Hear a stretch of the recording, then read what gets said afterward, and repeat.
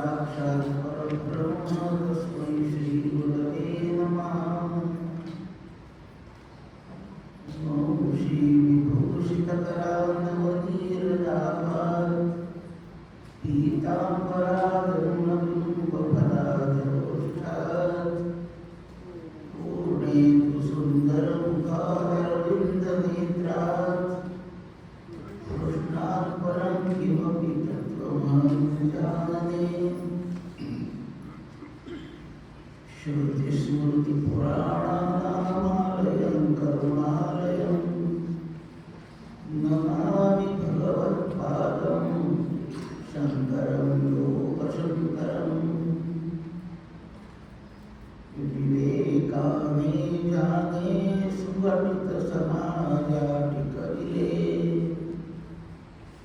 महासिद्धान्ताचे हृदयरसिकत्वे परिले। लसद्भक्तिज्ञाने तरतरविलाभागवततरु अया ज्ञानीशाते विमलमतिने वन्दनकरु।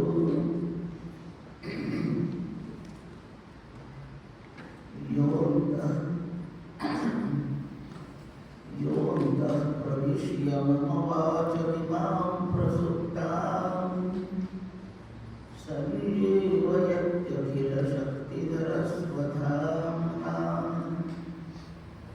अन्यांश्च हस्तचरणश्रवणत्वगादीन् प्राणान् नमो भगवते पुरुषाय तुभ्यम्। कुण्डलीकवरदा हरिविठ्ठल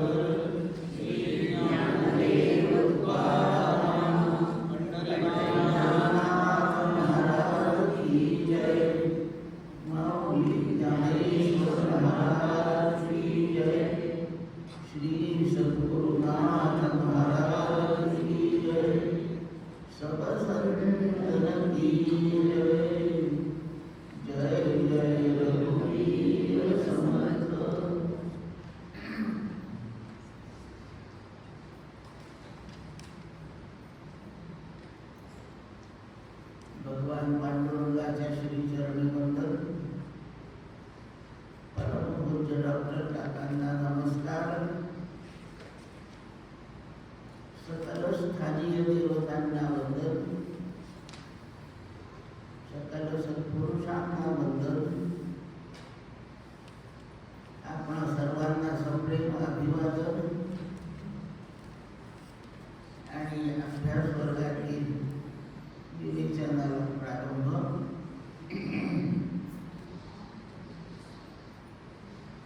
आतापर्यंत बरेच अभ्यास वर्ग झाले आहेत। आपल्यापैकी बहुतेकांनी पुष्कळवर्ग अभ्यासले आहेत। साधारणपणे एकच विषय सर्व अभ्यास वर्गांमध्ये असतो। सर्व अभ्यास वर्गांचा आपल्याला शिकवण्याचा आशय एकच आहे। ब्रह्मसत्यम जगन्मिथ्या जीवो ब्रह्मैव नापरः असा आपल्या अनुभवाला येणाऱ्या पदार्थांचे वर्गवारीत प्रबुद्ध घटक शोधले तर ते फक्त तीनच आहे। तीन प्रकारचेच आहेत। एक सत्य वस्तू, दुसरी असत्य वस्तू आणि तिसरी मिथ्या वस्तू। याच्या पलीकडे जगाचं वर्णनच नाही। सत्य वस्तू सतत असते, अखंडपणे असते आणि एक समान म्हणजे एक रस असते। कधीही कोणताही बदल होत नाही। सगळे बदल 6 प्रकारचे आहेत। अस्तीपासून नश्यतीपर्यंत 6 बदल आहेत। मग सत्य वस्तू त्याचा एकही बदल होत नाही। ती आहेच आहे म्हणून उत्पन्न होत नाही। नश्यती म्हणजे ती नाही म्हणून परिवर्तनशील नसलेली सत्य अखंड आहेच।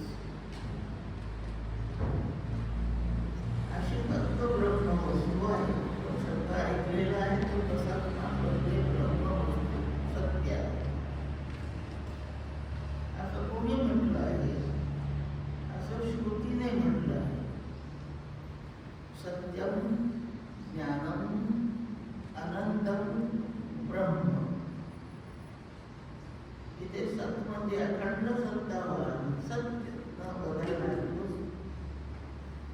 श्रुतीच्या आधारे आणि आपल्या अनुभवाच्या आधाराने आत्मा, पुरुष, ब्रह्मवस्तू हे सत्य सांगणारे शब्द आहेत.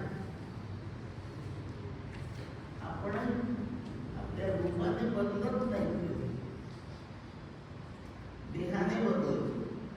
आणि आपल्याला वाटतं आपण बदलतो, कारण आपण स्वतःला देह समजत असतो. देहाचे बदल म्हणजे आपले बदल, पण तसं नाही. काही कारणाने आपले हात पाय तुटले, एखादा डोळा गेला, कान बिघडला, तरी देहात झालेले बदल आपल्याला नाही होते. आपण तसेच आपण बालपणी होतो, तारुण्यात होतो, आता वृद्धापकाला काही आहोत, तरी प्रत्येक वेळी मी तसाच असतो. मी लहानपणी फक्त दूधच पीत होतो. मी मोठा झालो तेव्हा विविध पदार्थ खायला लागलो. आता वृद्ध झालो, आता काही काही सोसत नाही म्हणून वर्ज केलं. पदार्थ बदलले, अवस्था बदलली, पण मी नाही बदलली. तोच मी आहे. आणि माझा जो मीपणाचा अनुभव आहे तो देहाच्या दृष्टीने जरी बदलला तरी मीच्या अनुभवामध्ये आपल्याला बदल जाणवत नाही. मीच लहान होतो, मीच तरुण होतो, मीच वृद्ध झालो. लहानपणी मीच रडत होतो, तरुणपणामध्ये मी खूप मजा करीत होतो. आता फक्त मी चिंता करतो. वृद्धस्तावत चिंता करणार, बालस्तावत क्रीडा करता, तरुणास्तावत तरुणी रक्ता, आचार्य होता. मी तोच असतो. आणि ज्या अर्थी आपल्या या सर्व अवस्थांमध्ये आयुष्यात मी बदलत नाही, देह बदलतो. अगदी असंच आहे. ब्रह्मवस्तू बदलत नाही, जग बदलतो. म्हणून ब्रह्म सत्य आहे असा सिद्धांत आपल्याला प्रत्यक्षपणे अखंड स्मरणात ठेवण्याचा विषय आहे. माझं स्वरूप आत्ताच्याच विवेचनातून स्पष्ट होतो. बदलतो देह, मी तसाच आहे. म्हणून मी सत्य म्हणण्यापेक्षा शास्त्राने वचना जीव ब्रह्मयुतापरः असं म्हणतो. जीव ब्रह्म. तिसरा प्रकार मिथ्या आहे. आपण एक असत्य शब्द वापरतो. असत्य म्हणजे कधीच अस्तित्वातच येत नाही वस्तू अशी. याचे दृष्टांत आपल्या ओळखीतले पुष्प. म्हणजे आकाश, पुष्प म्हणजे फूल, आकाशाचं फूल. देवपूजा करायला मी बसले, फुलं नव्हते काही समोर, कारण परडीमध्ये झाडाला येत होते. म्हणून मी सांगते, आकाशाची 4 फुलं तोडून आणा. हे शक्य आहे का? अस्तित्वातच जी वस्तू नसते ती असत्य, सतत एक समान धर्माने अस्तित्वात असते ती सत्य. आणि प्रकार असा आहे की सत्य म्हणावे तर कायम टिकत नाही, आणि असत्य म्हणावे तर अनुभवाला कधी कधी येते. हा विवेचनाच्या ऐवजी समजून घेऊ, हे जग अनुभवाला रोज येते. उठल्यापासून झोपेपर्यंत अखंड अस्तित्वात जग येतच.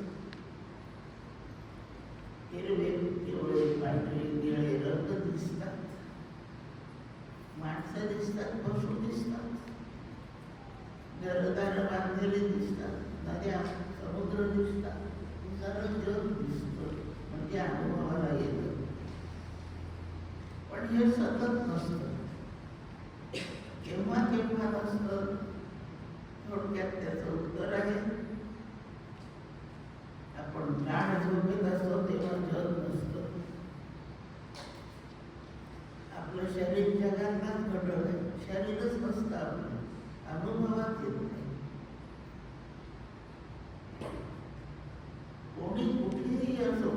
आपल्या झोपेत तो जाणवतच नाही, शेजारी असो, घरात असो. म्हणून जग आपल्या सुषुप्तीमध्ये नसतं. काहीतरी विकार शरीरात झाला आणि मूर्छा आली, बेशुद्ध झाला, तेव्हा जग नसतं. काय भाग्यवान आहे, शांत तप करतोय, समाधी लागली, त्या समाधीत जग नसतं. आप मरे पीछे डूब गई दुनिया, असं कबीर महाराज म्हणतात. आपण मेल्यावर पुनर्जन्माच्या आधी जो काळामध्ये असेल तेव्हा जग नसतं. याप्रमाणे जग नसण्याचे पुष्कळ अनुभव आहेत आणि असण्याचेही अनुभव आहेत. ज्याच्या नसण्याचेही अनुभव आहेत, असण्याचेही आहेत.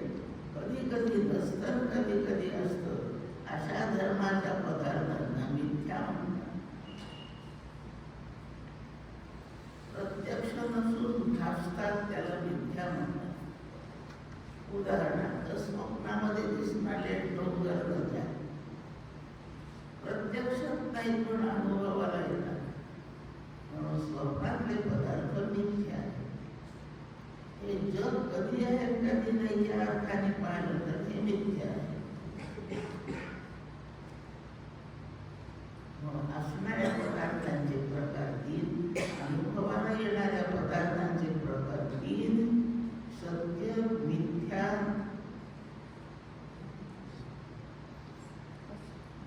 सत्य म्हणजे सतत आहे, असत्य म्हणजे कधी नाहीच, मिथ्या म्हणजे आहे ते फक्त भासतं. त्याचा कधी अनुभव येण्यापुरता आहे. अगदी स्पष्ट वर्णन करायचं म्हणजे ते दिसतात किंवा भासतात, असत नाही. असे प्रकार या जगाचे. शिकायचं तेवढंच. म्हणजे जीवाची व्यवस्था काय, जीव सत्य आहे का, मिथ्या आहे का, असत्य आहे का, यात जीवाची बरोबरी केली तर ते कुठं बसेल. जीव जीवस्वरूपाने मिथ्या आहे आणि जीव ब्रह्मस्वरूपाने सत्य आहे. मिथ्या म्हणण्याचं कारण आहे, आपण आपल्याला आरशामध्ये पाहतो म्हणजे प्रतिबिंब पाहतो. आरशात आपलं प्रतिबिंब आहे का नाही या प्रश्नाचं उत्तर आहे. म्हणावं तर ते हातात घेता आलं पाहिजे, स्पर्श करता आला पाहिजे, बोलता आलं पाहिजे. काय चष्मा हातात घेता येतो असं आपलं प्रतिबिंब घेता येतं नाही जमत. ते फक्त भासमान आहे आणि जीव येईल याच्या पुढे कुठेतरी बटन तेव्हा पाहून जीव प्रतिबिंब रूप आहे आणि तो त्याच्या प्रतिबिंब रूपाने असत्य आहे आणि त्याच्या आपलं प्रतिबिंब आपल्या रूपाने बिंब रूपाने पाहिला तर सत्य आहे. म्हणून जीवाचं वर्णन मिथ्यात्वातच जाईल, कारण जीव सुद्धा प्रतिबिंब रूप आहे.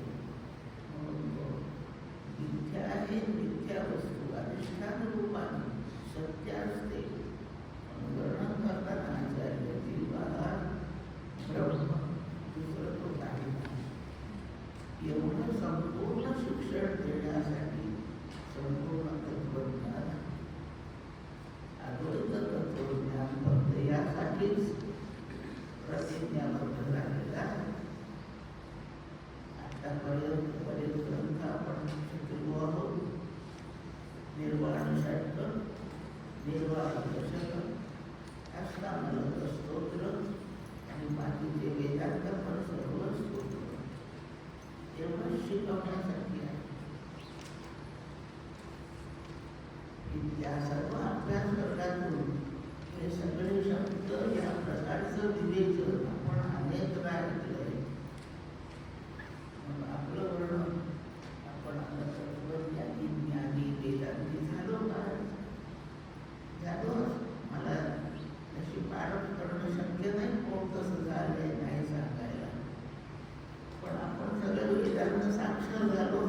असं काही वाटत नाही. वेदांताचे सगळे शब्द आपल्याला माहिती. आताही होणाऱ्या या अभ्यास वर्गात असा एकही शब्द येणार नाही की जो आपण ऐकला आणि आपण स्वतःचे कारण करून पाहू. त्या जेवढ्या शब्दांचा आपल्याला शब्द म्हणून परिचय आहे त्याचा अर्थ म्हणून परिचय नाही झाला. आपण आपला ठरवलं अर्थ म्हणून परिचय होऊ नये. त्याचा अर्थ त्याचा अनुभव, अपरोक्ष अनुभव किंवा साक्षात्कार होण्याचा. परिस्थिती जरी नसली आहे तरी सगळे शब्द परिचयाचे आहेत. वक्ता बोलतो तेव्हा खूप वाक्य आपल्याला समजत असतात आणि तेवढ्याचा भ्रम होऊन आपण ज्ञानी असं पण वाटत असतं. असं कोणाला वाटतं उदाहरणार्थ मी समजते म्हणून ते समोर बसून बोलते. साक्षात्कारी कोणी आहे का इथे? एक जण उपस्थित आहे तो साक्षात्कारी. तर तुमच्या पाठीशी आहे रक्षण करायला आणि माझ्या समोर बसला आहे मला प्रेरणा द्यायला. तेवढा एक खात्रीने साक्षात्कारी आहे. बाकीच्या साक्षात्काराची पारंपरा करणे आवड आहे आणि त्यांनी समजून घ्यावं आपण कुठे आहोत. शब्द परिचय, शब्दरूपाने परिचय म्हणून त्याला वेदांत साक्षरपणा या प्रकारे एवढं प्रास्ताविक. आतापर्यंत जेवढे ग्रंथ पाहिले त्याच वर्गाचा प्रस्तुत ग्रंथ आहे. या अभ्यास वर्गाचा विषय निर्वाण मंजरी असा आहे. आचार्यांनी रचलेला ग्रंथ आहे आणि हा प्रकरण ग्रंथ आहे. वेदांताच्या प्रकरण ग्रंथांपैकी हा एक प्रकरण ग्रंथ आहे. प्रकरण ग्रंथ म्हणजे उपनिषदे समजून घेण्याकरता जी प्राथमिक तयारी लागते तेवढी तयारी करून देणारे हे ग्रंथ आहे. ते प्रकरण ग्रंथ. ते काय की उपनिषद समजत नाही. आपण शाळा कॉलेज शिकवत आपल्याला वाटतं अक्षर वाचले की कळतच. पण शास्त्र म्हणतं साधनेच्या दृष्ट्या संपन्न व्हावं लागतं. गुरुसेवा करायला काही तप करावं लागतं म्हणजे मगच उपनिषद ग्रंथ समजतात. ते समजण्याच्या आधीची पूर्वतयारी म्हणून प्रकरण ग्रंथांचा अभ्यास करावा. निर्वाण मंजरी असाच एक प्रकरण ग्रंथ आहे. प्रास्ताविक सुरू आहे पहिल्या प्रवचनात. या लहानसा ग्रंथ आहे, फक्त 12 श्लोक आहे. 12 श्लोकांचा प्रकरण ग्रंथ निर्वाण म्हणजे निर्वाण शब्दाचा मोक्ष असा अर्थ. निर्वाण म्हणजे मोक्ष. मोक्ष म्हणजे सर्व दुःखातून सुटलेला आणि निरतिशय अशा ब्रह्मस्वरूपाच्या आनंदात प्रविष्ट झाले. या स्थितीलाच मोक्ष नाव आहे. जिथून पुन्हा दुःख जगामध्ये प्रवेश पुन्हा करावा लागणार नाही. म्हणजे पुनर्जन्म संपतो आणि जन्म जेव्हा संपतो तेव्हा त्याच्या अनुषंगाने त्याच्या सोबतीने येणारा मृत्यू सुद्धा संपतो. म्हणून जन्ममृत्यूच्या अनुभवातून बाहेर पडण्याची जी स्थिती आहे ती मोक्षात आहे. ब्रह्मरूप होणे, आपण ब्रह्मचा साक्षात्कार होणे या अर्थाचाही शब्द मोक्ष असा. दुःखाची आत्यंतिक निवृत्ती आणि आत्यंतिक सुखाची प्राप्ती याही अर्थाने मोक्ष शब्द. कर्मपाशातून सुटून जाणे, बंधनातून सुटणे याही अर्थाने मोक्ष शब्द.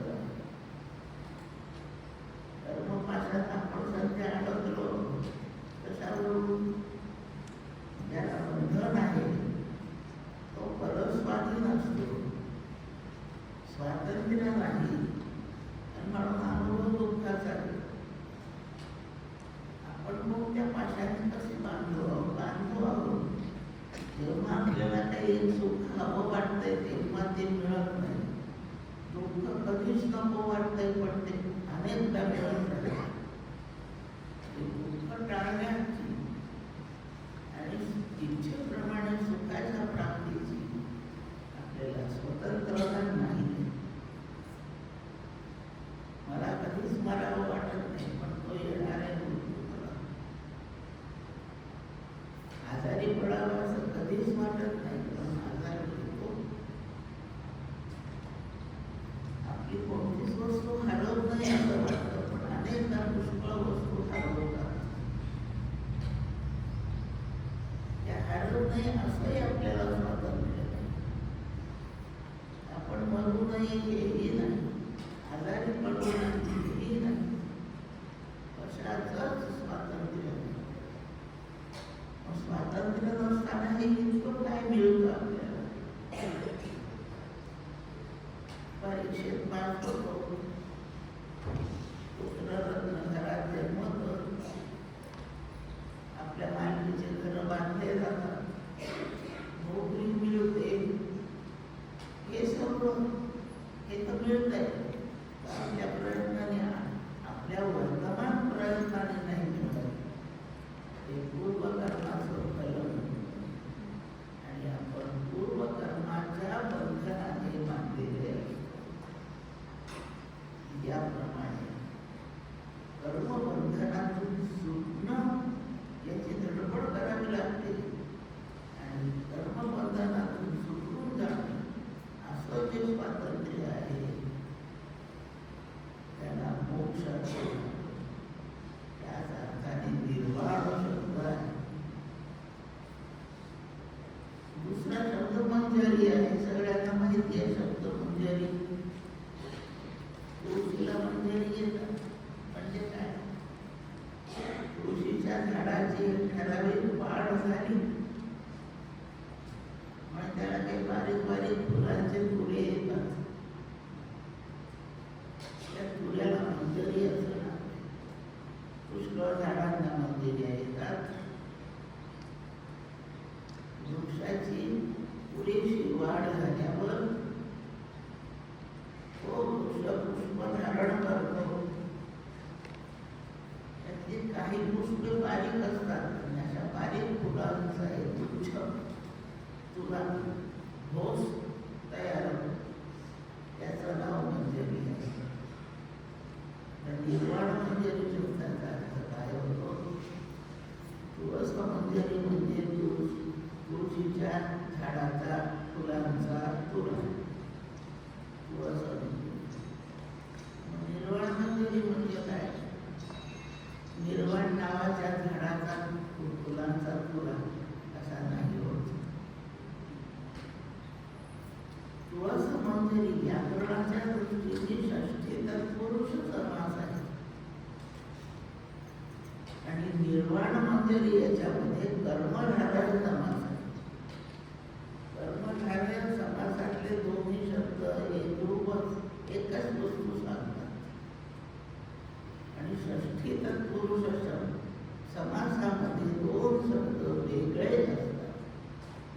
तुळस मंजरी, तुळस झाड वेगळं आणि फुलांचा गुच्छ वेगळा. निर्वाण मंजरी या शब्दामध्ये निर्वाण बीज मंजरी ऐक्य आहे. ऐक्य सुचवणारा हा शब्द आहे निर्वाण मंजरी. निर्वाण म्हणजे मोक्ष. हा मोक्षच मंजरी आहे आणि ज्या अर्थी मोक्ष हा मंजरी आहे त्या अर्थी याचं झाड असलं पाहिजे. कोणतं त्याचा कोणता वृक्ष आहे त्याचाही विचार केला पाहिजे. निर्वाण मंजरी, निर्वाण नावाचा हा फुलांचा वृक्ष हा कोणत्या झाडाचा आहे?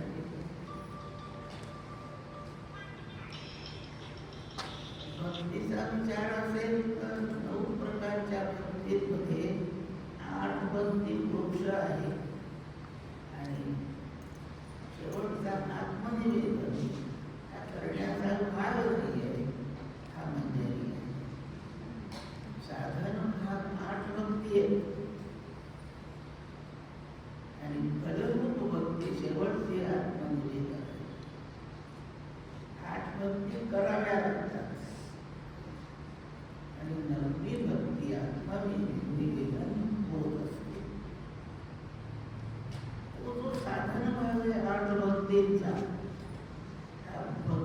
क्षेत्रामधला वृक्ष आहे. वृक्ष वाढवावा लागतो, पाणी घालावं लागतं, खत घालावं लागतं, जमीन नीट करून घ्यावी लागते. एवढं करून वृक्ष वाढला की मंजरीला काही वेगळं पाणी नाही घालावं लागत, ती आपोआप येणार. झाड पूर्ण वाढलं आहे याचा परिणाम म्हणजे ते आहे. आठ भक्तीतून साधन भाग आहे, तो भक्ती क्षेत्रात वृक्ष आहे. विवेक, वैराग्य, समाधी, षट्ट संपत्ती आणि मुमुक्षुत्व या चार साधनांचा गट मिळून हा ज्ञानमार्गाचा वृक्ष आहे. आता ह्या वृक्षाला जे फळ येईल ते मोक्ष आहे. भक्तीमध्ये आत्मनिवेदन हे फळ मोक्षाचं रूप आहे. सायुज्य मुक्ती या अर्थानेच आत्मनिवेदन, परमात्म्याशी ऐक्य पावणे या अर्थाने आत्मनिवेदन शब्द आहे. साधन चतुष्टयात चार आहे आणि या चारच्या वृक्षाला जे फळ घालणार आहे ते साक्षात्कार. म्हणून विवेक, वैराग्य, समाधी, षट्ट संपत्ती, मुमुक्षुत्व आणि शेवट साक्षात्कार. त्यातला साधनी भाग चार आहे म्हणून त्याला साधन चतुष्टय आणि साक्षात्कार याची मंजरी आहे. याप्रमाणे निर्वाण मंजरी कोणत्या तरी एका वृक्षाचं रूप आहे. तो वृक्ष साधन चतुष्टय संपन्न होतो. या साधन चतुष्टय संपन्नाचं मुख्य रूप आहे.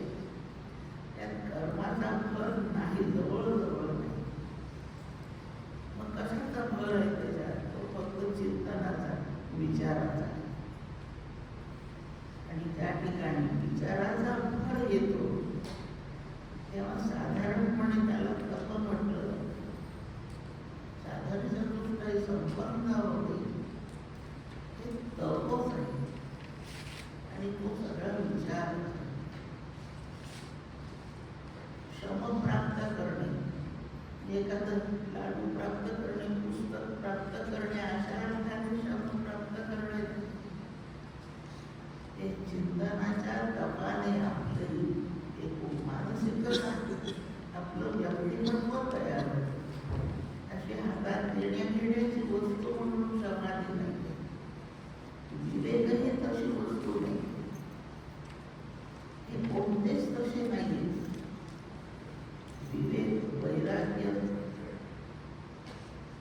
हातात घेऊन प्राप्त करून एखादा जो पदार्थ असेल असं याचं रूपच नाही.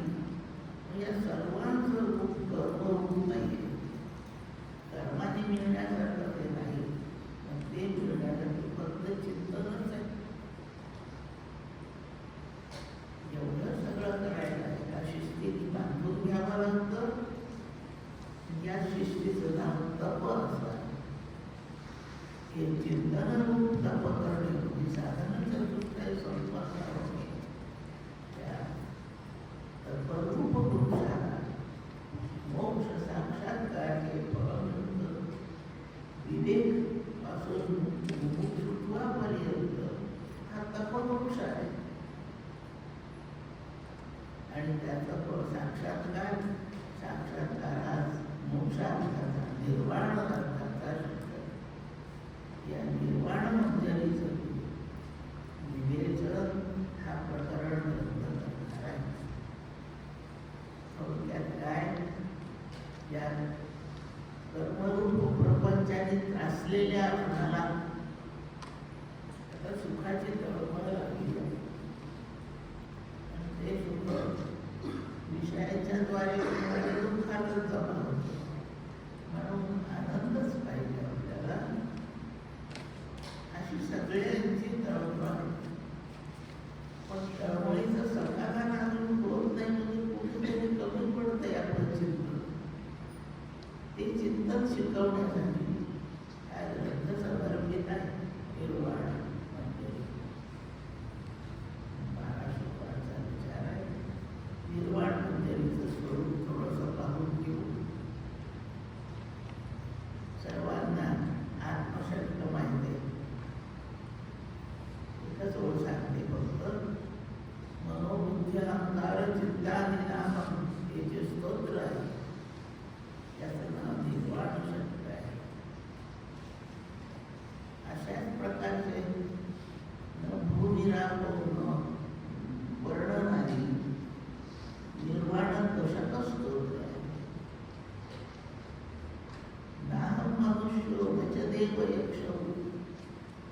हस्तमलक स्तोत्रात दुसऱ्या श्लोकाची ओळ आहे. या सगळ्यांमध्ये जीव ब्रह्मरूप आहे एवढं शिकवलं. माणसाचाही जीव ब्रह्मरूप आहे, अन्य सर्व प्राण्यांचा जीव ब्रह्मरूप आहे, मृत्यूलोकीच्या सर्व प्राण्यांचा जीव ब्रह्मरूपच आहे, देवलोकीचे हे सगळे ब्रह्मरूपच आहे. असा अर्थ आतापर्यंत सगळ्या स्तोत्रांनी शिकवला. तेच शिकायचं. फरक कुठे असेल? पुन्हा हे स्तोत्र कशाला लिहिली? हे जर आधी शिकवून झाले तर ते पुन्हा कशासाठी? तोच विषय सांगण्यासाठी लिहिलं तर काही फरक नाही. यातलं कोणतंही स्तोत्र घ्या, त्याच्यात 2 भाग केले जातात. त्याचा जो पहिला भाग आहे प्रत्येक स्तोत्राचा, त्याच्यात जीव काय काय काय नाही, आपण काय काय नाही असं शिकवलं. काय काय नाही म्हणण्यामध्ये नानात्व सांगितलं. त्या नानात्वातलं आपण काय काय नाही हा एक भाग आहे स्तोत्रांचा. मग आपण काय काय आहो असं नाही म्हणायचं, आपण काय आहो असं. काय आहो ते एकच असणार आहे, काही ना काय नाही ते बघू. एखाद्या उदाहरणाचं गणितातलं उदाहरण आहे, त्याचं खरं उत्तर एकच असतं आणि चुकीचं उत्तर अनेक असतं. आपल्याला आपण काय आहे हे वाटतं, त्यात आपण काय नाही ते वाटतं म्हणून बघू वाटतं. काय आहे ते एकच असल्यामुळे आपल्याला त्याचं वर्णन जेव्हा बोलायचं या स्तोत्राचं, तेव्हा स्तोत्राचा एक भाग आपण काय काय नाही हे सांगू आणि दुसरा भाग काय आहो हे सांगू.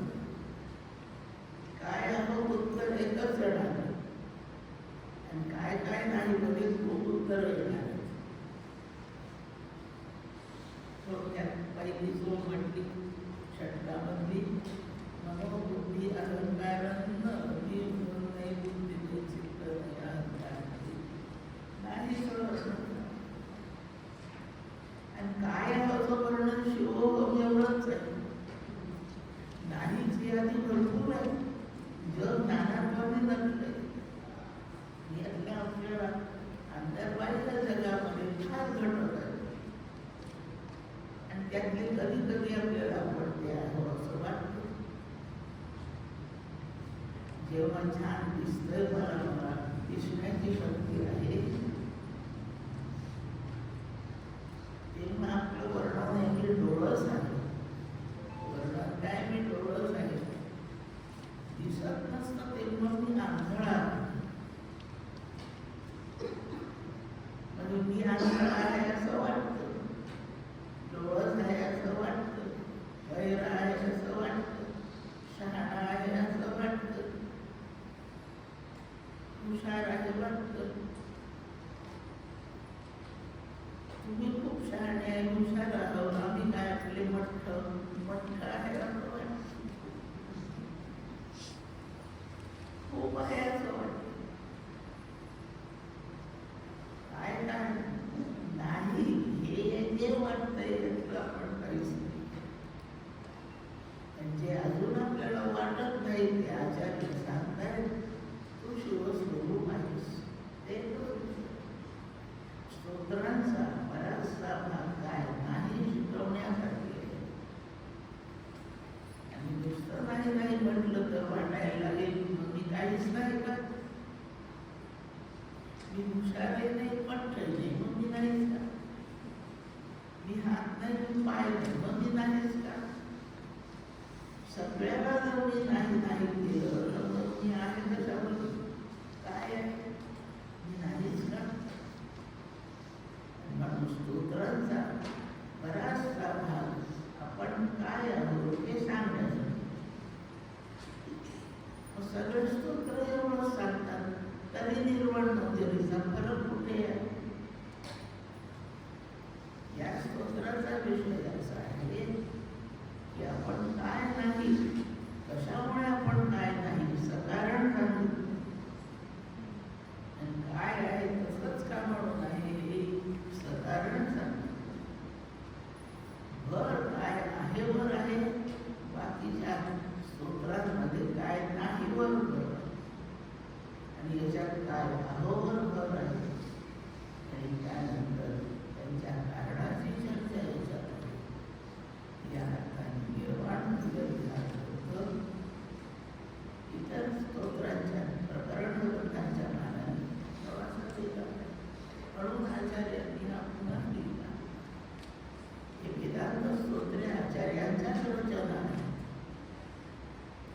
त्यांचीच आहे, पण प्रत्येक स्तोत्रात थोड्याशा वेगळ्या प्रकारचे त्यांनी आचार्य विषय सांगत असतात. निर्वाण म्हणजे काही काही शब्द आपल्याला फार शिकून घ्यायची जरूर आहे. त्या काही शब्दांचा विचार आपण करू. एक आवरण शब्द आहे, एक विक्षेप शब्द आहे. याची नेमकी प्रकृती त्या दोन शब्दांची काय ध्यानात ठेवावं, म्हणजे वेदांत समजायला अडचण जात नाही. आवरण म्हणजे झाकण, आच्छादन. झाकली कशाने मदत, एखादी वस्तू झाकली गेली म्हणजे तिचं स्वरूप कळत नाही, कोणती वस्तू आहे हे कळत नाही, काहीतरी आहे हे नक्की कळत, पण नक्की काय आहे हे कळत नाही.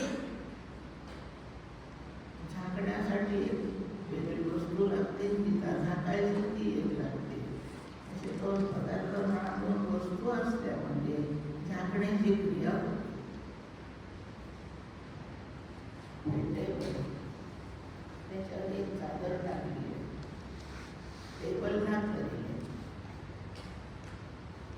झाकणारी चादर दिसते. टेबलावर हे आवरण, चादरीचं आवरण वेगळं आवरण, झाकणाऱ्या चादरीला आवरण म्हणायचं, झाकल्या गेलेल्या टेबलाला आवरण म्हणायचं. या चादरीला आच्छादन म्हणायचं. झाकलं गेलेलं जे टेबल आहे ते आच्छादित आहे. आवरण म्हणजे झाकणारी वस्तू, नागरूक म्हणजे झाकली गेलेली वस्तू. कोणती काय शब्द आहे, फार आवरण नाही ऐकलेलं आहे. आवरण जेव्हा सत्य गोष्ट झाकली जाते त्या सत्याचं दर्शन नाही. ठीक आहे, इतकं खाली टेबल लाकडाचं आहे का लोखंडाचं आहे तर दुसरं काही पेटी ठेवली काय आहे नाही कळल्याने फार धोकादायी होतो. झाकली वस्तू कळलेली एखादं काम नक्की अडवून जातं, पण धोकादायी होतो. पण जेव्हा वस्तू झाकून गेली तर तेवढी न राहताना काहीतरी दिसायला सुरुवात होतं. ती वस्तू जशी आहे, सत्य स्वरूप तिचं जे आहे तेच झाकलं जातं आणि ती भलत्या स्वरूपाने जेव्हा दिसायला लागते तेव्हा धोक्याला म्हणजे दुःखाला प्रारंभ होतो. आवरण फारशा धोक्याचं नाही. मग काय धोक्याचं आहे? सत्य झाकण्यापेक्षा मिथ्या दिसणे, जे चुकीचं आहे, असत्य आहे ते दिसू लागले. दृष्टांताने सुरू करू. एक वाळलेलं झाड आहे, पानं फांद्या निघून गेल्या पण थोडं शिल्लक अंधारात कुठेतरी नसते ते दिसलं. झाडाचं खोड हे काही मी वाटायला लागतं की माणूस उभा आहे. आपली भीती वाटणारी जर प्रकृती असेल तर माणूस नाही वाटत, तूच उभा आहे, सोन उभा आहे, कुठला तू उभा आहे. एखाद्याला वाटतं माणूस उभा आहे, तो कमी मित्र आहे. ज्याला वाटतं चोर उभा आहे, भूत उभा आहे, तो मित्र आहे माणूस. पण फोड न दिसताना दुसरं काहीतरी दिसतं. हे जे दुसरं दिसतं त्याचं नाव विक्षेप असतं. दुसरं दिसण्याच्या क्रियेचंही नाव विक्षेप आहे. जे दुसरं खूप दिसतं त्यालाही सत्य वस्तूचा विक्षेपच म्हणतात. झाडाचं खोड सत्यपणाने जे खोड आहे असं झाकून जातं आणि नसलेलं स्वरूप दिसतं तो माणूस मात्र विक्षेप आहे. हे भूत विक्षेप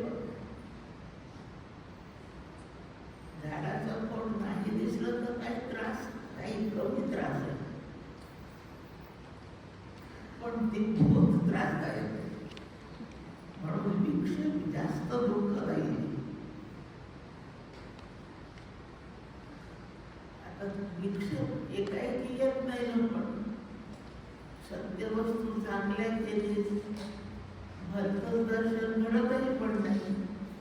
मग विक्षेपाचं कारण आवरण आहे. आणि ज्या अगदी कार्य धोकादायक आहे त्या अगदी कारण धोकादायक असलंच पाहिजे असा उलट दिशेने जाऊन निर्णय करतो. आवरण आणि विक्षेप हे दोन सत्य वस्तू झाकलेली राहणे, कशाने तरी झाकली राहणे, झाकणाऱ्या पदार्थाला आवरण म्हणायचं. आणि ती झाकली सत्यपणाने झाकली म्हणून त्याचं भलतंच रूप दिसायला लागतंय, ते मिथ्या असतं. तो सत्य वस्तूचा विक्षेप आहे असं म्हणायचं. झाडाच्या खोडाच्या दृष्टांताने सुरुवात केली. वेदांताचा प्रसिद्ध दृष्टांत रज्जू सर्पला आहे. सत्यपणाने दोरी झाकली जाते आणि नसलेल्या सर्पपणाने दिसायला दोरीच दिसत असते. कारण दोरीशिवाय तिथे काहीच नाही, झाडाच्या खोडाशिवाय तिथे काहीच नाही. दुसरं नसताना आपल्याला ते करायला रज्जू सांगतात. रज्जूशिवाय काही नाही, पण रज्जूच दिसत नाही. इथे सर्प बिलकुल नाही, पण तो दिसतो. अशी प्रतिती मात्र सत्यता त्यांना प्राप्त होते. आवरण आणि विक्षेप दृष्टांताने आणि शब्दाच्या अर्थाने आपण शिकून घेतला. प्रत्यक्ष आपल्याला शिकायचं आहे. ब्रह्म झाकलं गेलं आणि नसलेलं जग दिसायला लागलं. झाकली गेलेली वस्तू ब्रह्म आहे आणि भलतंच त्याचं दर्शन जे झालंय ते दर्शन जग असतं. जग हा विक्षेप. जी सत्य वस्तू आवरणाने झाकली गेली त्या सत्य वस्तूला अधिष्ठान अशी संज्ञा. अधिष्ठान सत्यत्वाने ते झाकलं जातं. विक्षेप म्हणजे नसलेलं दर्शन जे होत आहे, तो विक्षेप ती नसलेली वस्तू दिसायला लागते. जेव्हा सत्य वस्तूला अधिष्ठान म्हटलं तेव्हा फक्त दिसणाऱ्या भासमान वस्तूला अध्यस्त म्हणतात. जग अध्यस्त आहे. जगाचं अधिष्ठान ब्रह्म. अध्यस्त नसताना दिसतो, अधिष्ठान असताना दिसत नाही. दोरी असून दिसत नाही, सर्प नसताना दिसतो. काय चमत्कार आहे. आणि या चमत्काराला सत्य समजून आपण चमत्काराला वर्णन करतो. या जगाला माहीत जातो. या प्रकारचा विचार हे झाला. एक मुद्दा या त्यामध्ये राहिला आणि तो म्हणजे टेबलावर चादरी झाली. आपण झोपतो तेव्हा आपण काहीतरी पांघरून देतो, त्या पांघरुणाने झाकली जाते. लाडू डब्यामध्ये भरले तर लाडू डब्याने झाकले जाते. आता रज्जू सर्पामध्ये रज्जू कारण कोणी झाकलं, त्याच्यावर काही पडकं टाकलंय काय, सगळं भांड मागचं घातलं का. रज्जू कशाने झाकलं, झाडाचं खोड कशाने झाकलं, ब्रह्मवस्तू कशाने झाकली. ते झाकणारं फक्त अज्ञान असतं. नसलेली वस्तू अज्ञान असलेल्या ब्रह्माला झाकतं असं कोणी म्हटलंय तर कुठे. भगवद्गीता सांगते अज्ञानेन आवृतम ज्ञानम. ज्ञान म्हणजे ब्रह्मवस्तू, अज्ञानाने झाकलं. रज्जू सर्प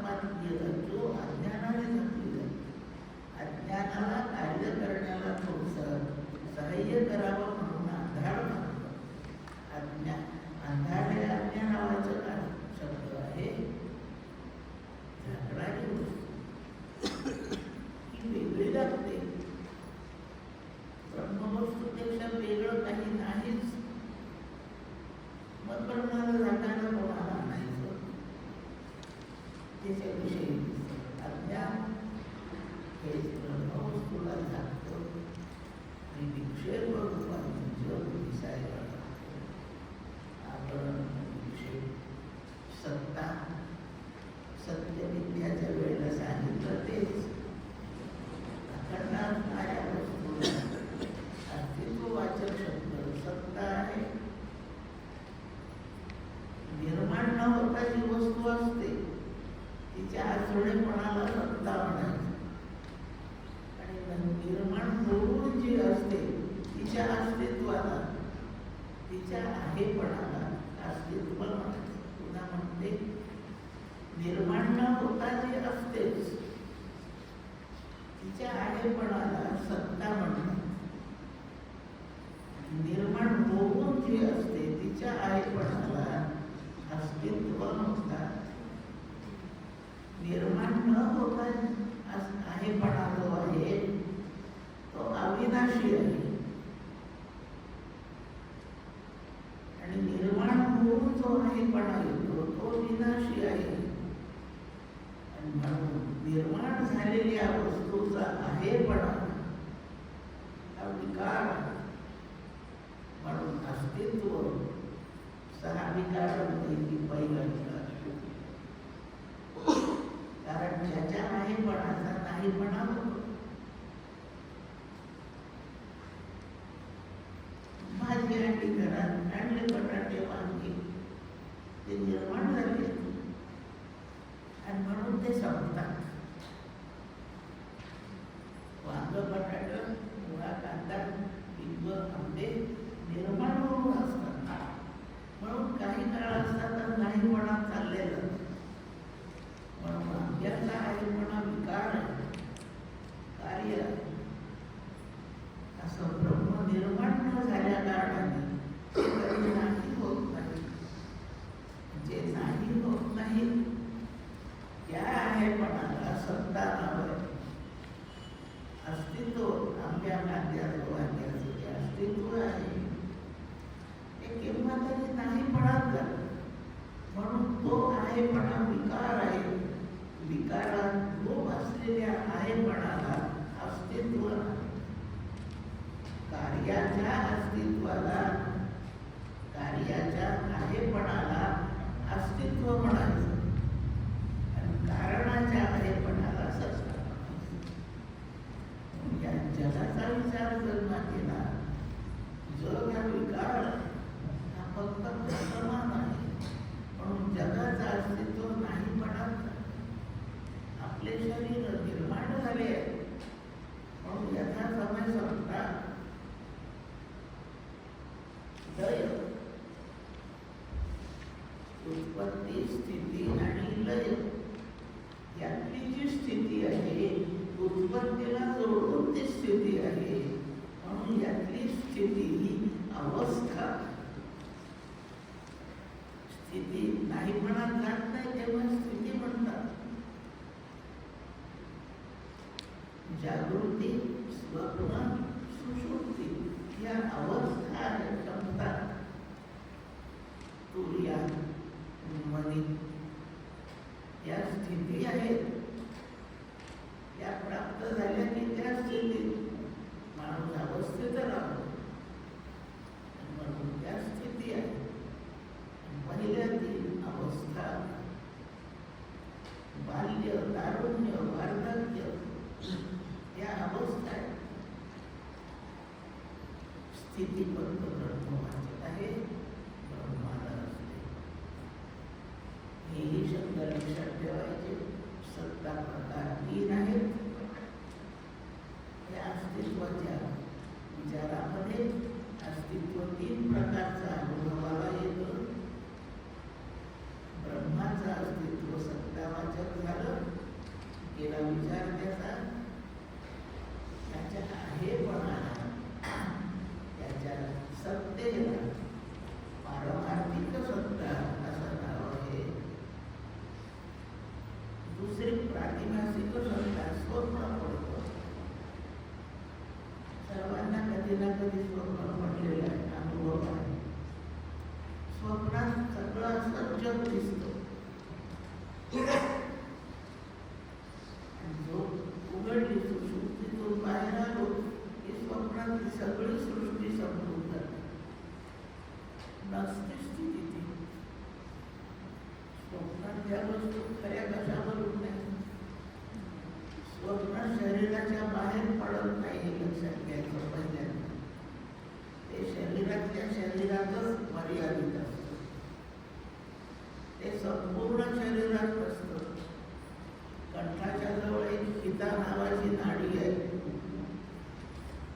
नाडीची नाडी आहे, त्या हितानाडीत ही सगळी सृष्टी समान होत राहते.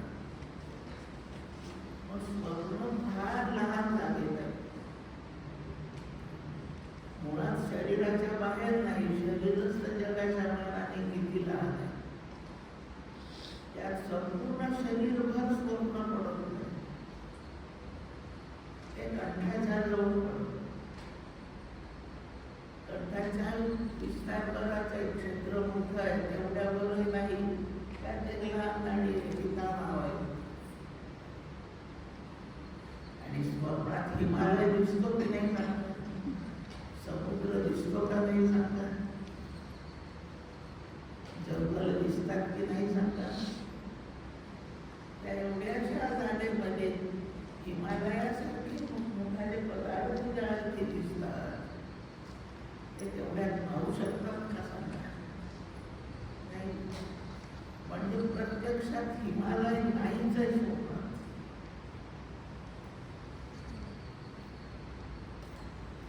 सगळे रस जिभेला पडतात, सगळे आवाज कानाला ऐकू येतात, सगळी रूपे डोळ्यांना दिसतात.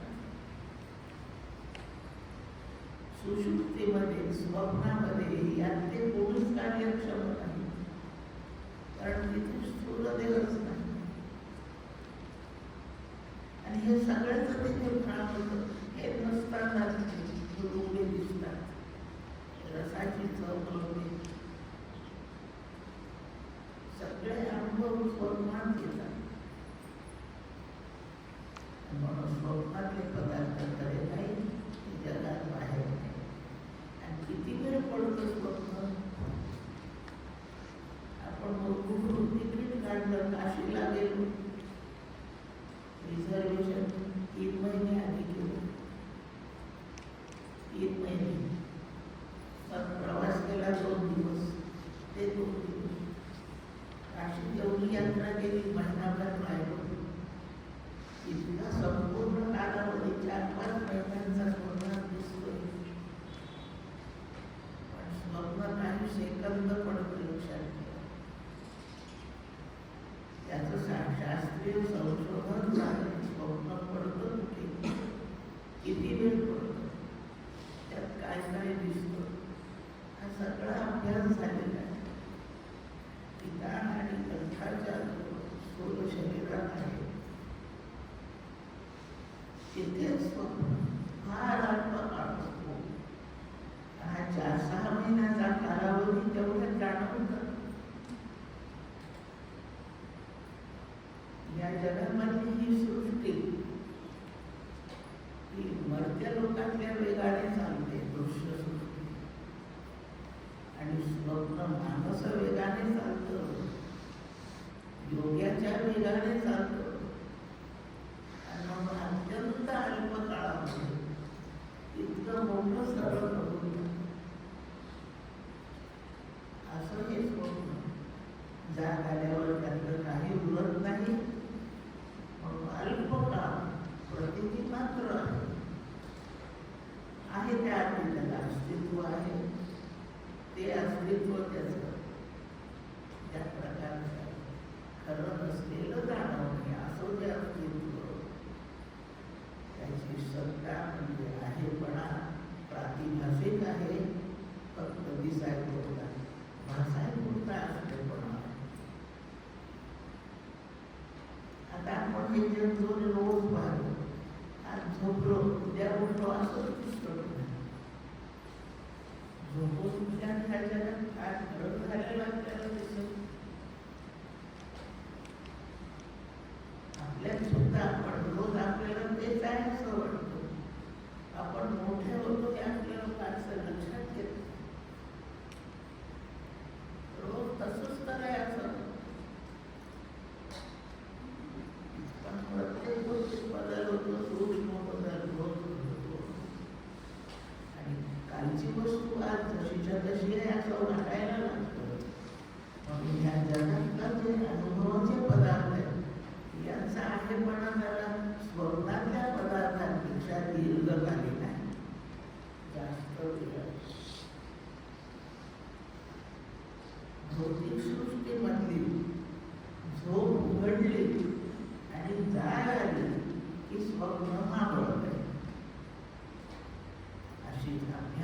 जगत असताना सत्य अधिष्ठानाची जाणीव जर झाली, ज्ञान झालं, तर त्याला ज्ञान जागृती म्हणतात. ज्ञान जागृती झाली म्हणजे हे जग काही महाभूत झालं. संतांना जग नाही कधी दिसत, व्यवहार करतात ते जग समजून, पण त्यांचं या जगाबद्दलचं भान जग म्हणून नाही.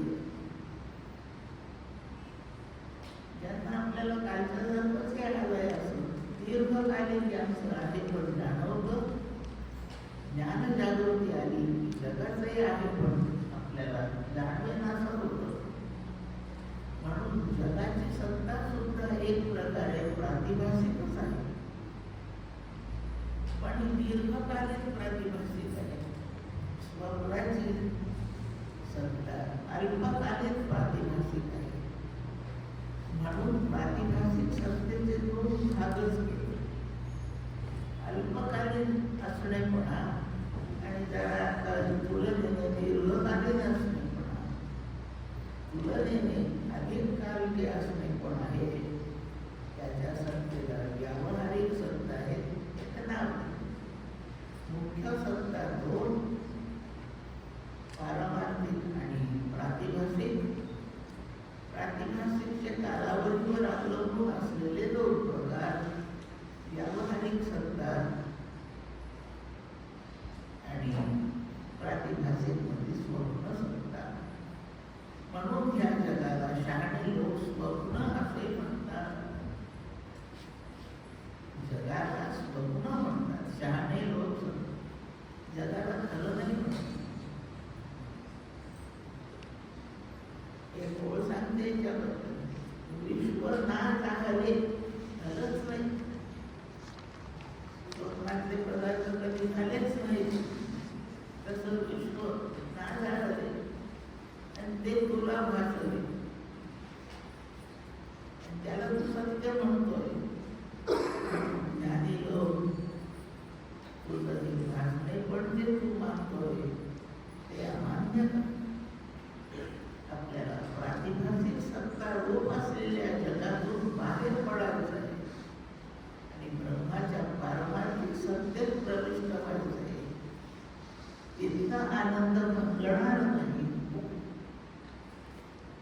आणि म्हणून या आनंदात जाणे, या रूप मोक्ष प्राप्त करून देण्यासाठी आपल्याकडून अभ्यास करवणारा ग्रंथ. स्वप्नात वाघोबा दिसतो, आपण समुद्रात बुडतो असं दिसतो, भीती वाटते.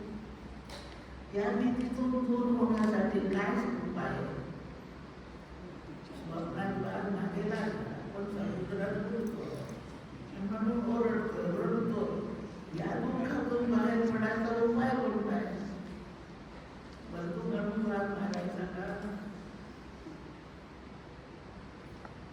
नाही.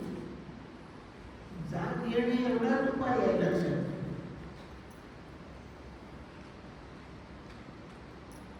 स्वप्नीची या धाया भोकद जागृती धनंजय.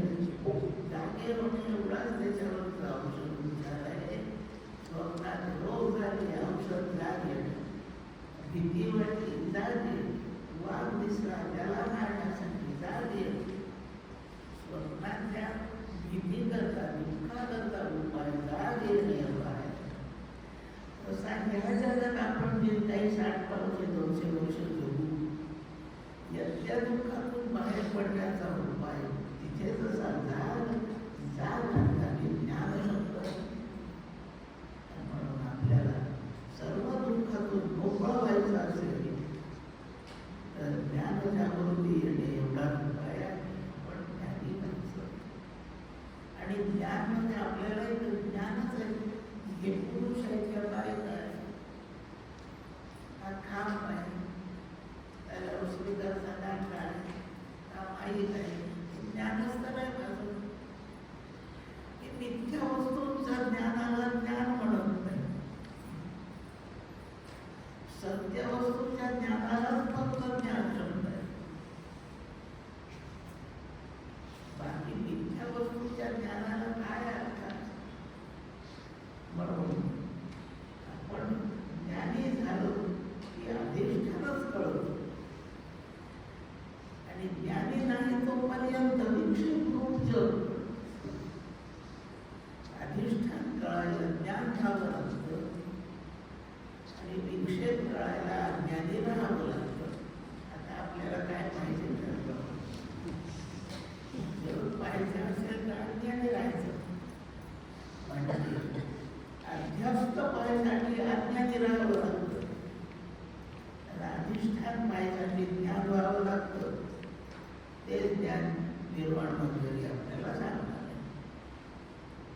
सप्ताशितो लक्षणे.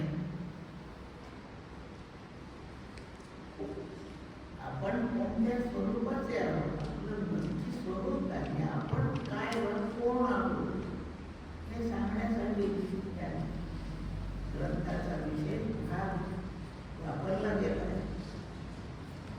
ते सांगणं चालू आहे आपल्याला. ते आपलं स्वरूप काय आहे, म्हणजे आपण काय आहोत, म्हणजे कसं स्वरूप आहे. कोणती तरी एक रामराव नावाची व्यक्ती आहे, मला ती ओळखायची आहे, पाहिली नाही, भेटायचं. तर मी तुम्हाला विचारते, रामराव कसे सांगा ना मला त्यांना भेटायचं. या गर्दीत मला ओळखवायला पाहिजे. मग तुम्ही मला दोन चार त्याचे गुणधर्म सांगता. साधारण 6 फूट उंच आहे असं सांगतात. 6 फूट उंचीच्या पुष्कळ लोक आहेत. म्हणून मी आता रामराव पाहायला निघाले. तर 6 फुटाहून कमी उंचीची जे लोक आहेत त्यांच्यात रामराव पाहणारच नाही. असे भव्य उंचीचे 6 फुटी दिसतील त्यांच्यात कोण रामराव आहेत. पण पुष्कळ 25 माणसं 6 फुटी आहेत. आणखीन एखादं त्यांचं लक्षण सांगणारा कोण एखादी आणखी रंग खूप गोरा आहे. 6 फूट उंचीची जे 25 जण दिसले त्यात मी आता फक्त गोरे माणसांनाच पाहिजे. 6 फूट उंचीचे सगळे काळे मी बाजूला करेन आणि फक्त गोऱ्या माणसात राहावं. पण ते 15 माणसं गोरे निघाली. त्यातला आता कोण नाक चपट आहे, धारदार नाकाचे मी बाजूला करीन. फक्त चपट्या नाकाचे गोरे 6 फुटी एवढंच पाहिजे. असे दोघं निघाले. मग आता यातला रामराव होतो. त्याचा आवाज फार कर्कश आहे. मग मी त्यांच्याशी बोलून आवाज पाठीन. आपण रामराव का तो हो म्हणेल. हो म्हणेल तो. आवाज कर्कश नाही बेटा, कारण कोण बोलतो. मग हा रामराव नाही. मग दुसऱ्याला आपण रामराव का ते म्हणतात. मग मीच ना रामराव. अरे हाच आहे. काही पुन्हा कळल्या तरी ओळख होत नाही. मग आता ब्रह्मवस्तू ओळखायचे असेल तर काही पुन्हा माहीत पाहिजे का. आता ज्यांनी मला रामरावच्या पुन्हा सांगितल्या तो रामरावनं ओळखतो म्हणून पुन्हा सांगू शकला. असं ब्रह्मवस्तूच्या पुन्हा सांगणाऱ्यांनी ब्रह्म पाहिलेलं पाहिजे का. मग ह्या ब्रह्माच्या पुन्हा सांगणारा तो सद्गुरू दुसरा कोणी त्या पुन्हा सांगतो.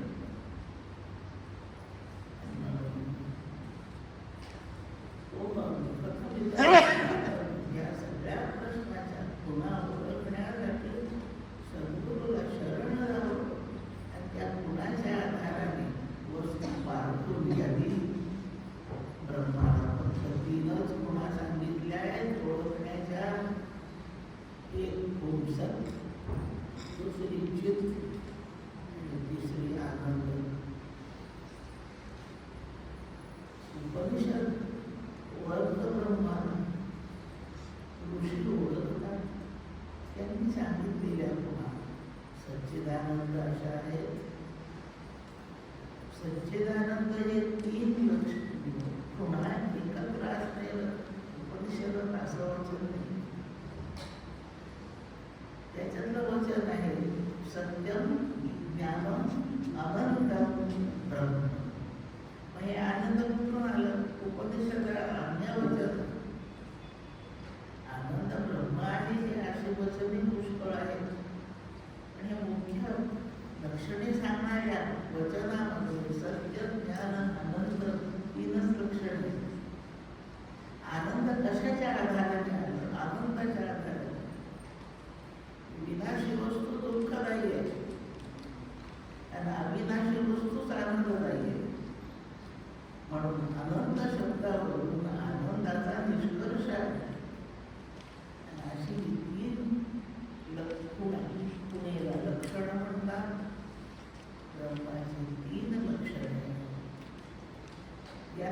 एकही लक्षण कमी असेल तर तो पदार्थ ब्रह्म नाही. आता आपली पालन करू आपण, या देहासकट आपली पालन आहे. आपल्याला अस्तित्व म्हणता येईल, काही दिवसात म्हणू द्यायला आपण हालचाल करतोय. आपल्याला चुकीचा का होता पण समजत असतं, खरंही समजतं, चुकीचंही समजतं. म्हणजे आपल्याला चित गुण सुद्धा नाही, चित लक्षण आहे आपलं, आपल्यात बसलेलं लक्षण आनंद आहे. आनंद होतच नाही आपल्याला, ब्रह्मज्ञान होईल हवे तो आपल्याला आनंद नाही होत. आनंदवाचक सुख शब्द वापरतो आपण, पण तो सविषयच आहे. निर्विषय सुखाची कल्पना आपल्याला आता नाही. आपलं वर्णन केलं तर तीनच गुन्हा सापडतात आणि आपली तिसरी खूण, दोन गुन्हा सापडतात.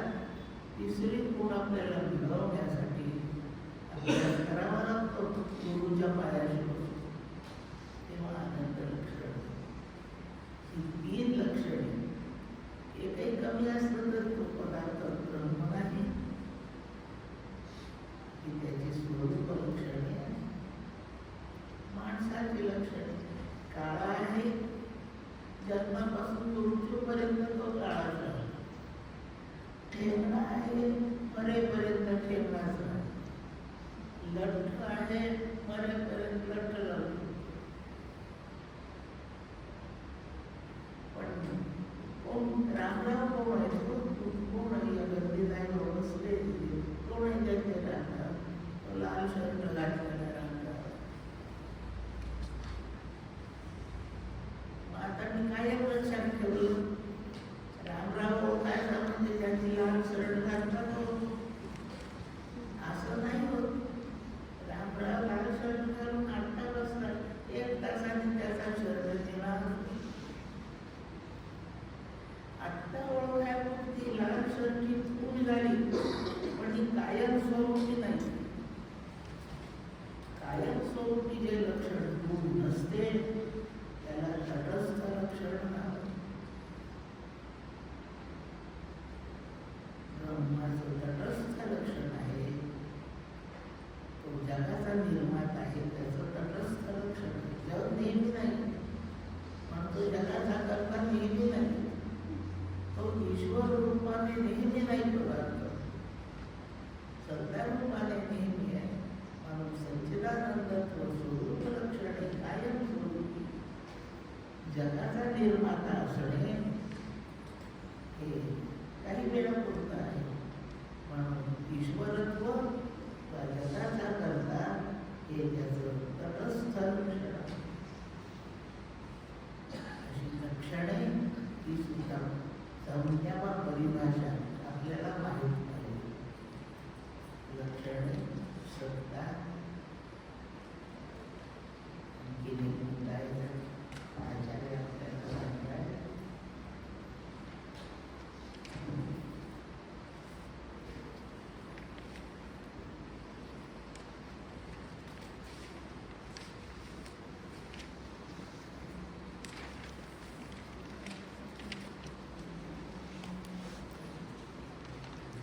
कर्माची एकूण भूमिका परमार्थ अभ्यासामध्ये काय आहे? कर्माची भूमिका काय? एक वचन खूप लोकांना पाठ आहे, वस्तुसिद्धीवर विचारेण न किंचित कर्म कोटिंबी. खूप जणांनी पाठ केलेला आहे. ब्रह्म साक्षात्कार कर्माने होत नाही, तो फक्त विचाराने चिंतनाने होतो, असा त्या वचनाचा अर्थ आहे. कर्माने काय मिळतं? भौतिक जगातलं मिळतं.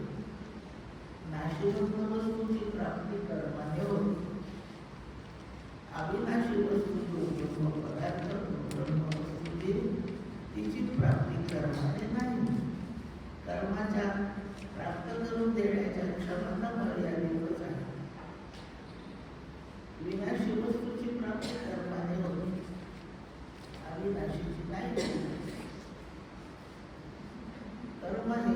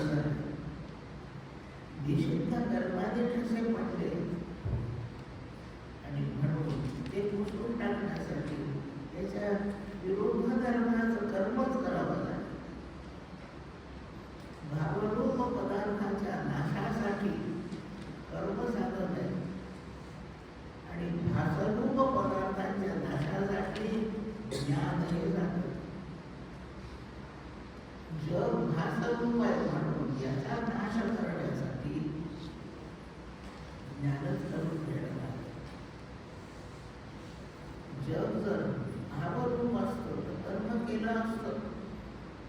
उदाहरणार्थ रज्जू सर्प मारायचा, काठीने मरतो का? बंदुकीच्या गोळीने मरतो का? दगड मारल्याने मरतो का? रज्जू सर्प करायचा असेल तर रज्जूचं ज्ञानच वापरलं, उजेड पुरेसा पाहिजे. पण एक घट आहे तो फोडायचा आहे, तो ज्ञानाने नाही फोडत. त्याला एक काठीचा जोडपास पाहिजे, त्याला तरी दगडावर आपटा नाही तर दगड तरी त्याच्यावर आपटा, तरच घट आहे भावरूप व्यावहारिक सत्तेला. व्यावहारिक सत्तेत ते भावरूप त्यांना घालवायचं तर कर्म पाहिजे, आणि जे भासरूप आहे ते घालवायसाठी ज्ञानच पाहिजे. आता हे जग प्रत्यक्षात असतं तर कर्माधी राहिली, पण हे प्रत्यक्षात नाहीच आहे. स्वप्नातला वाघ मारायला कोणतंच कर्म नको, स्वप्नातला वाघ मारायला फक्त जागं व्हावं. तसं जग नाहीसं करायचं असेल, जगाचं भान संपवायचं असेल, म्हणजे ब्रह्माचं भान जागृत करायचं असेल तर आपल्याला ब्रह्मज्ञानाचीच फक्त गरज आहे, ती कर्माने जमणार. म्हणून वस्तुसिद्धीर विचार मग कर्म. चुकीच्या कर्माने चित्तावर जे संस्कार चुकीचे झाले, चुकीच्या कर्माच्या संस्कारांचा परिणाम दुःख आहे, ते दुःख घालवायचं असेल तर चुकीचे संस्कार मिळवले पाहिजेत. ते कर्माने पडलेले आहेत, भावरूप आहेत, म्हणून ते कर्मानेच घालवावे लागतात. म्हणून कर्म चुकीच्या कर्म कशाने म्हणजे संस्काराने दुःख, म्हणून बिनचूक कर्माच्या संस्काराने ते निघून जाते. चित्ताची शुद्धी म्हणजे मनोरोग घालवायचा असेल तर विरुद्ध कर्मे सदाचार थोडं सांगून येतो, थोडक्यात बोलतात. या प्रकारे कर्माचा वापर चित्ताच्या शुद्धीसाठी आहे. जसं एखाद्या ठिकाणी कचऱ्याचा ढीग आहे तो घालवायचा, म्हणून पेटवला तो ढिगारा, अग्नीच्या साह्याने तो कचरा जाळून टाकला. कचरा जाळून टाकला की अग्नी संपून जातो. कचरा जळाल्याबरोबर अग्नी संपून जातो. चित्ताचा बलदोष काढून टाकल्याबरोबर कर्म निवृत्त होतंय. लक्षात घ्या, हातापायांनी कर्म जरूर केलं नाही प्रारंभ होऊ शकतो, पण तो कर्माचा करता का असं त्याची कर्तृत्व बुद्धी संपून जाते. याचं नाव कर्म संपूर्ण असावं. आपल्या मराठीतील शब्द आहे नामानिराळा. उपव्याख्यान करतो पण समोर कधी दिसतच नाही. करून नामानिराळा. ज्ञान झाल्यावर आपण कर्म करू पण नामानिराळे. त्याच्या फळाला आपण बांधील राहणार नाही. अगदी जसा कचरा जाळायला होत आहे तसं कर्म चित्ताचा बलदोष घालवायला होत आहे. नंतर अग्नीची गरज नाही, नंतर कर्माची गरज नाही. गरज नाही तर अग्नी आपोआप निवृत्त होतो. असंच कर्म निवृत्त होतं. आणि ज्ञान आपल्याला कर्म निवृत्त झाल्यावर, चित्ताचा मन गेल्यावर, आता चित्तामध्ये काय मन काय राहतं, मन कुठे संपलं नाही. मग मनाचं काय संपतं? संकल्प विकल्प करणे संपतं. मनाचे संकल्प विकल्प करण्याचे जे कार्य अखंड चालू ते संपून जातं. आणि या संकल्प विकल्प विषयांच्याच संबंधाने ते सगळे निघून जातात. राहतं काय शिल्लक? संकल्प विकल्पाची जागा ब्रह्मजिज्ञासा देते. चित्त शुद्ध झाल्याबरोबर कधी पावेना परैक पदा ही असावी तळमळ आता सुरू. आता विषयांची तळमळ चालू आहे. संकल्प विकल्पग्रस्त आहे चित्त संपूर्ण. म्हणजे संकल्प विकल्प विषयांचे थांबले म्हणजे त्याची जागा ब्रह्मजिज्ञासा देते. आता इच्छा निर्माण होते. जिज्ञासा याला म्हणायचं ब्रह्मजिज्ञासा. आपण आपल्या घरातली 4-5 वर्षाची पोरं काही वाईट प्रश्न विचारतात आणि आईबाप कौतुकाने सांगतात आमचं बाळ खूपच जिज्ञासू आहे.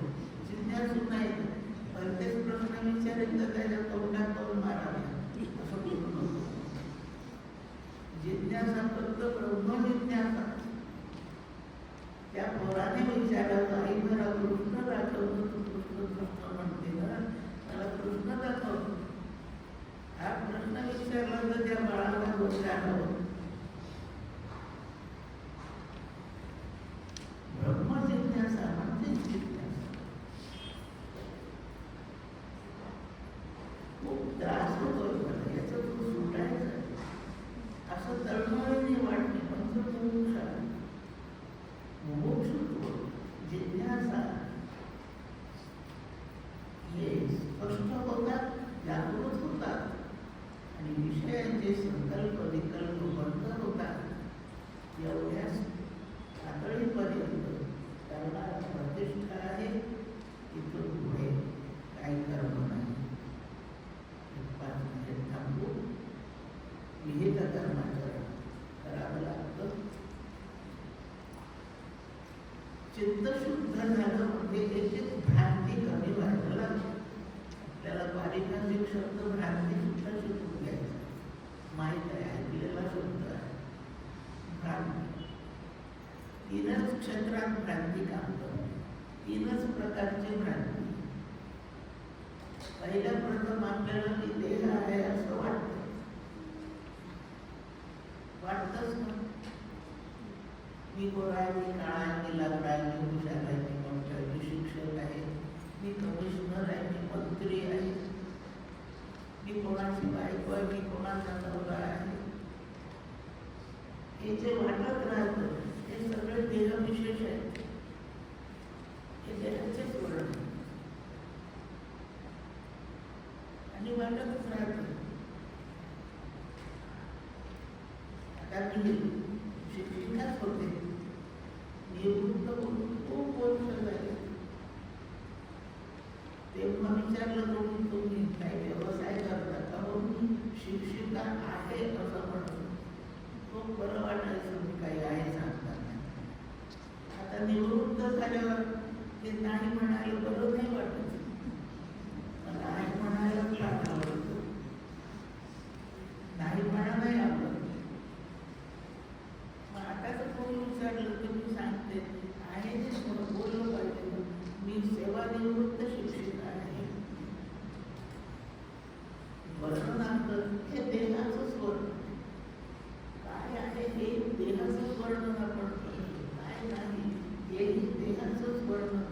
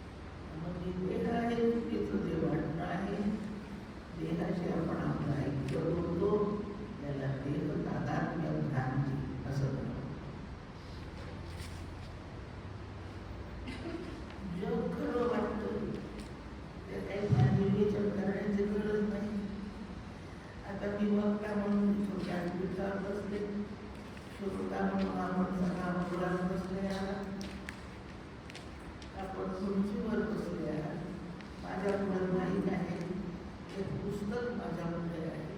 हे सगळं खरंच वाटतं.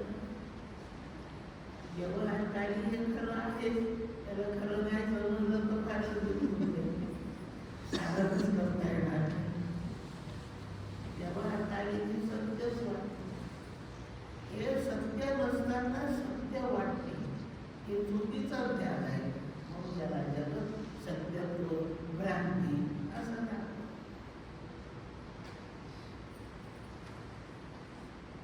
जगत सत्यत्व भ्रांती. आणखीन काय वाटतं?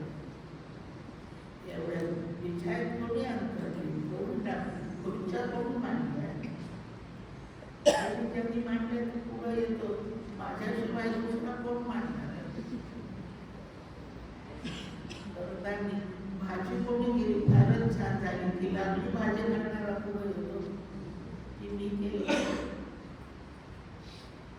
आणि भाजी जर खारट झाली तर आणि भाजी केली ती खारट झाली. मी म्हटलं कोणी केली भाजी फारच खारट झाली, तेव्हा मी केली म्हणवत नाही, आवडत नाही मी केली, चुकलं मीच म्हणायला. पण त्यानेच तर केली, मग आता कसं करतो तो कुठं जाईल? तो म्हणतो मी नीट टाकत होते भाजीमध्ये, मग या उभ्या त्यामध्ये बोलल्या दुसऱ्याला तो भाग सोडून त्याचं तपशील आहे त्याचा. चुकीच्या कर्मासाठी करताय असं वाटत नाही, म्हणवत नाही, बरोबर कर्माचा कसा पण काही असो मी करता हे अखंड हे सगळं मी लिहिलं. मगाशी तर कोण बोलत होतो, मी बोलत होते.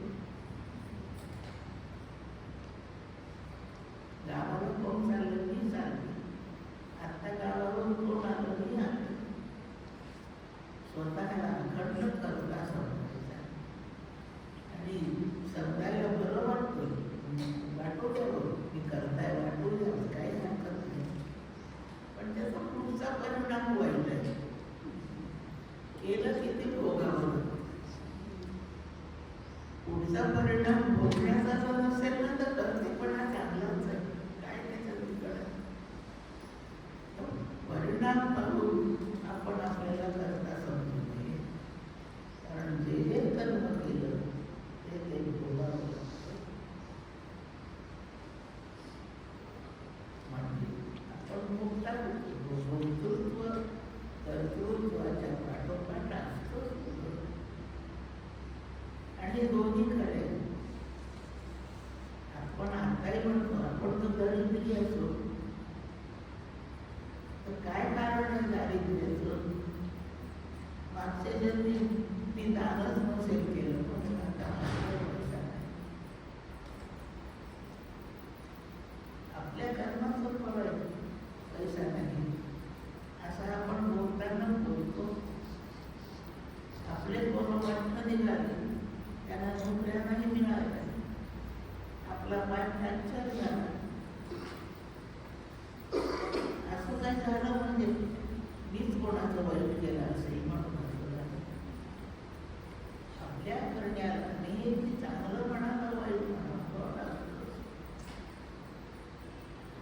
संतांची सत्पुरुषांची जर काही ना मागे कोणा जन्मामध्ये सेवा केली असेल तर आता आपण ज्ञानाच्या अधिकारी होतो.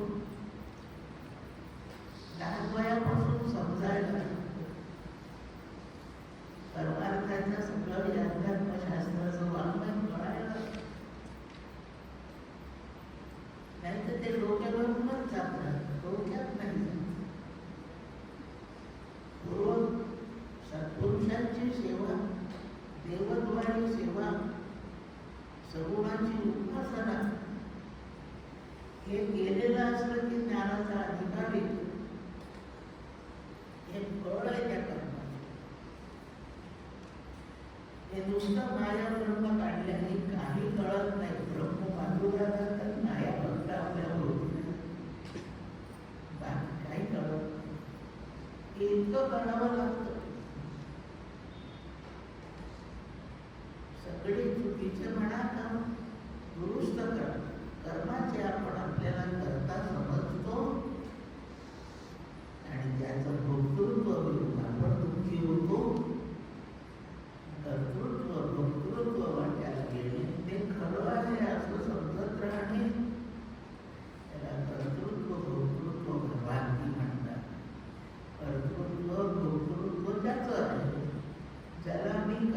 आणि मुक्त आहे असं वाटतं, त्याचं नाव जीव असं आहे.